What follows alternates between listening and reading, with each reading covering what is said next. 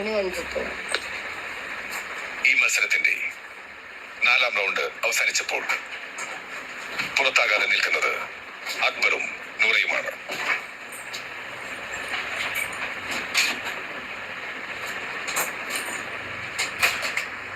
ഇനി കളിയുടെ ഈ അവസാന ഘട്ടത്തിൽ ഒരു ട്വിസ്റ്റ്. ഇവർ രണ്ടുപേരിൽ ആർക്കാണ് 3.5 ലക്ഷം രൂപ നൽകേണ്ടതെന്ന് ബാക്കി എല്ലാവരും ചേർന്ന് ഇപ്പോൾ ചർച്ച ചെയ്ത് തീരുമാനിക്കുക. എല്ലാരും പറഞ്ഞു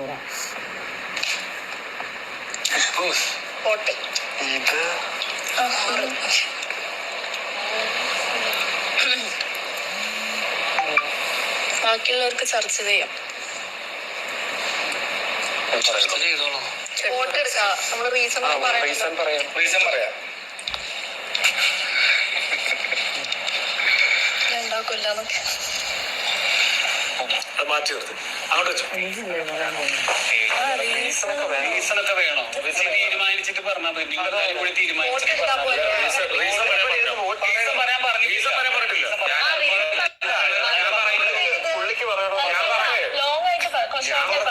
ഞാൻ പറയാനുള്ള കാര്യങ്ങൾ പറയുന്നു. നിങ്ങൾക്ക് ഇഷ്ടമെങ്കിൽ പറയാം, അല്ലെങ്കിൽ പറയാതിരിക്കാം. എനിക്ക് താല്പര്യമുണ്ട് പറയാനായിട്ട്, അത്രേ ഉള്ളൂ.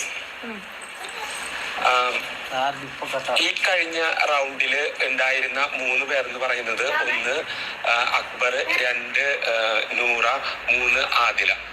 അപ്പൊ ഇവിടെ ആദിലയും നൂറയും ആയിരുന്നെങ്കിൽ ആദിലയും നൂറയും ഒരു വീട്ടിൽ നിന്ന് വരുന്ന ആളുകളാണ്. അപ്പോ തീർച്ചയായിട്ടും അവർക്ക് വേണമെങ്കിൽ ഒരു തരത്തില് ഈ മത്സരത്തില് ഗ്രൂപ്പ് കളിക്കാമായിരുന്നു. അല്ലെങ്കിൽ അങ്ങനെ ഒരു ഇപ്പൊ ഇവര് പാർട്ട്നേഴ്സ് ആയതുകൊണ്ട് തന്നെ അവർക്ക് ഒരു മാനസികമായിട്ടുള്ള ഒരു പൊരുത്തത്തിലൂടെ വേണമെങ്കിൽ അക്ബറിനെ ഈസി ആയിട്ട് പുറത്താക്കാനായിട്ട് ശ്രമിക്കാമായിരുന്നു. അല്ലെങ്കിൽ അതിനുള്ള സാധ്യത ഒരുപാട് കൂടുതലായിരുന്നു. എന്നിട്ടും നൂറ അത് ഒരിക്കലും ചെയ്തില്ല എന്നുള്ളത് എന്നെ സംബന്ധിച്ചിടത്തോളം കുറച്ച് ഒരു നല്ലൊരു ഫെയർ പ്ലേ ആയിട്ട് എനിക്ക് തോന്നി. അല്ലെങ്കിൽ തീർച്ചയായിട്ടും ആദിലയ്ക്കും നൂറയ്ക്കും ഈസി ആയിട്ട് അക്ബറിനെ പുറത്താക്കാമായിരുന്നു. പക്ഷെ നൂറ സ്പെഷ്യലി ഞാൻ നോക്കുമ്പോൾ നൂറ അതിന് ഒരുക്കമായിരുന്നില്ല.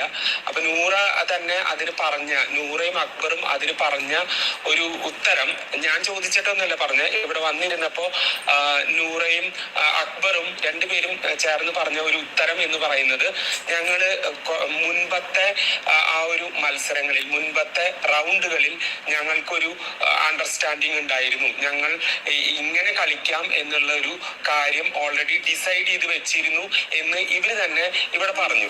അതിനുശേഷമാണ് ബിഗ് ബോസ് ഇങ്ങനെ ഒരു ട്വിസ്റ്റ് അനൗൺസ് ചെയ്തത് തന്നെ. അപ്പൊ അങ്ങനെയൊക്കെ ആ ഒരു കാര്യങ്ങളൊക്കെ ഞാനിങ്ങനെ പരിശോധിച്ചപ്പോൾ, സ്വയമേ വിശകലനം ചെയ്തപ്പോ എനിക്ക് തോന്നി നൂറ ഇവിടെ ഫെയർ ആയിട്ടാണ് കളിച്ചത്. അതുകൊണ്ടാണ് കഴിഞ്ഞ റൗണ്ടില് ആദില പുറത്തു പോയത്. ഒരുപക്ഷെ ഇവര് നൂറയും ആദിലയും ഗ്രൂപ്പ് കളിച്ചിരുന്നെങ്കിൽ ഒരുപക്ഷെ നിസ്സംശയം പറയാം അക്ബറാണ് പുറത്ത് പോവേണ്ട ഒരാളെന്നുള്ളത്. ഇതില് വേറൊരു കാര്യം കൂടി എനിക്ക് പറയാനുള്ളത്, അക്ബറും ഇവിടെ ഫെയർ ആയിട്ട് തന്നെയാണ് കളിച്ചത്. പക്ഷെ അക്ബറിനേക്കാൾ ഈ എല്ലാ കാര്യങ്ങളും കുറച്ചും കൂടെ സാഹചര്യം അനുകൂലമായിരുന്നത് നൂറയ്ക്കായിരുന്നു. അത് നൂറയ്ക്കും അറിയാം എന്ന് ഞാൻ വിശ്വസിക്കുന്നു. എങ്കിലും നൂറ അങ്ങനെയുള്ള സാഹചര്യങ്ങളിൽ പലപ്പോഴും പല ആളുകളുടെയും തലമണ്ട അല്ലെങ്കിൽ ബുദ്ധി എന്ന് പറയുന്നത് കുബുദ്ധിയിലേക്ക് പോകുന്ന ഒരു അവസ്ഥാവിശേഷം ഉണ്ടാവാനുള്ള സാധ്യത വളരെ ഹൈ ആയിരുന്നു. എങ്കിലും നൂറ അതിനൊന്നും തയ്യാറായില്ല. അക്ബറും അതേപോലെ തന്നെ. ഞാൻ അക്ബറിന്റെ ഫെയർ പ്ലേ അല്ല എന്ന് ഒരിക്കലും പറയില്ല. പക്ഷെ നൂറ ഒരു പടി മുന്നിൽ നിന്നു.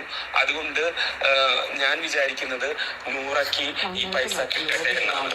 Thank you so much. ഞാൻ നൂറ ഇങ്ങോട്ട് തിരിഞ്ഞു ആൾക്കാരെ നോക്കും പ്രാർത്ഥിക്കും. ഒപ്പന കണ്ടോ അപ്പഴേ ഇറങ്ങിയത്. ഇതൊന്ന് പിടിച്ചേടി. ഞാൻ സോറി, കാരണം തോന്നുന്നു. അപ്പോ അവർക്കിപ്പോ സ്വിച്ച് ഓഫ് ആവില്ല. വേണമെന്ന് അറിയാവുന്ന തന്നെ മനസ്സിലാക്കിയിട്ടുണ്ട്. സോറി മാൻ, നീ നന്നായി കളിച്ചിട്ടുണ്ട്. എനിക്ക് വേറെ ഇതൊന്നും വെച്ചിട്ടല്ല കേട്ടോ. എനിക്ക് അവരുടെ ആ ഒരു ഇത് അടുത്തറിയാവുന്നത് കൊണ്ടാണ്. സോറി. അപ്പോ ഈ ഒരു സമയത്ത് അവർക്ക് ഇത് വലിയൊരു സഹായമാകുമെന്ന് ഞാൻ വിചാരിക്കുന്നു. കുറെ ലോണുകളുടെ കാര്യങ്ങൾ പറയുന്നത് കേട്ടായിരുന്നു. എന്തായാലും അതെല്ലാം ക്ലിയർ ചെയ്ത് സമാധാനത്തോടെ സ്വസ്ഥതയോടെ ജീവിക്കാൻ നോക്കും. നല്ലത് വരട്ടെ. Thank you. നൂറ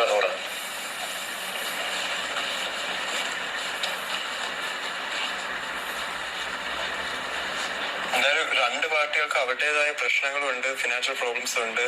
എന്നാൽ നൂറയ്ക്കും ആദിലയ്ക്കും ഉണ്ട്, അതുപോലെ തന്നെ അക്ബറിനും ഉണ്ട്. അതുപോലെ ഞാനും കുറെ കഥകൾ കേട്ടു. പക്ഷെ ഈ ഗെയിം നോക്കിയിട്ട് നൂറ ഓൾറെഡി ജയിച്ചിരിക്കേണ്ടതായിരുന്നു. ബിക്കോസ് നൂറ അവിടെ, എനിക്കറിയാം നിങ്ങൾ അണ്ടർസ്റ്റാൻഡിങ്ങില്ല, പക്ഷെ നൂറയ്ക്ക് അവിടെ വേണമെങ്കിൽ അവിടെ നിന്ന് ജയിക്കായിരുന്നു. അപ്പം എന്നിട്ട് നൂറ ഫെയർ ആയിട്ട് അവിടെ കളിച്ചില്ലേ. അക്ബറിനെ ഔട്ടാക്കായിരുന്നു. അക്ബറിനെ വെറുതെ അക്ബറിന്റെ ബോക്സ് എടുത്തിട്ട് അതിന്റെ ഇടയിൽ ഞാൻ ഇടപെട്ടിട്ടാ.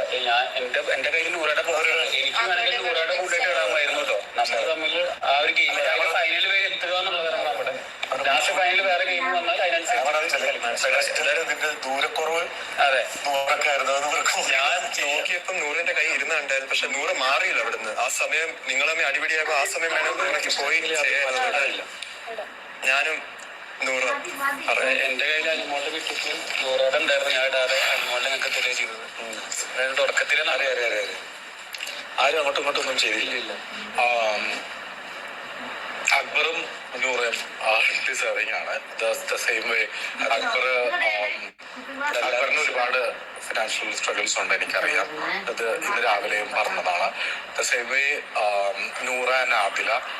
എനിക്ക് തോന്നുന്നു, എനിക്ക് വേണമെന്നുണ്ടെങ്കിൽ അക്ബറിന്റെ പേര് പറഞ്ഞിട്ട് കാര്യമൊന്നുമില്ല. വേറെ കാര്യം, എനിക്ക് വിന്നറായിട്ട് എനിക്ക് 3.5 ലക്ഷം തരാമെന്ന് പറഞ്ഞിട്ടുണ്ടായിരുന്നു. ഓക്കെ. പക്ഷെ ഞാൻ തീരുമാനിച്ചത് ഒരു ആസ് എ പേഴ്സൺസ് 2 വ്യക്തികള് മാറി താമസിക്കും. ഇപ്പം വി ഹാവ് എ ഫാമിലീസ്. അപ്പം ഇപ്പം എത്ര സ്ട്രഗിൾസ് ഉണ്ടെങ്കിലും നമുക്ക് അതൊരു മാനേജബിൾ ആണ്. പിന്നെ അക്ബറിനെ വെച്ച് നോക്കുമ്പോൾ